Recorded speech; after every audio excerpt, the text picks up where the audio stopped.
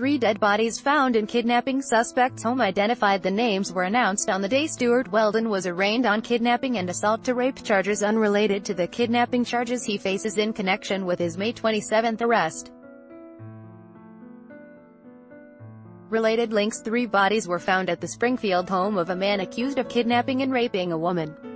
Here's what we know. Springfield, Massachusetts.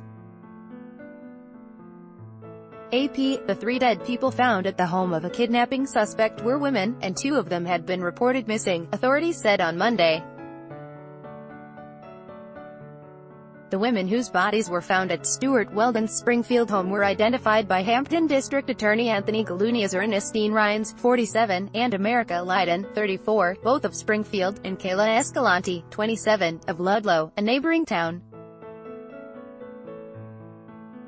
Ad Choice Advertising and Red invented by Tees. The names were announced on the day Weldon was arraigned on kidnapping and assault to rape charges unrelated to the kidnapping charges he faces in connection with his May 27 arrest.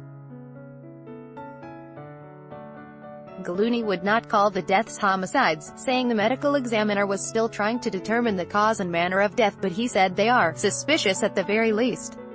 Advertisement: the victims' families are distraught and heartbroken, Gallooni said.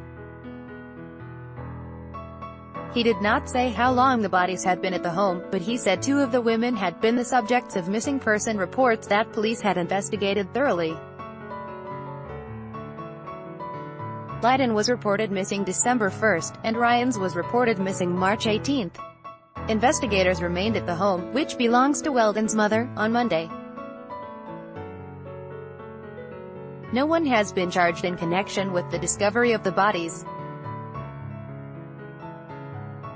The investigation at Weldon's home began days after he was arrested for fleeing a traffic stop in his car.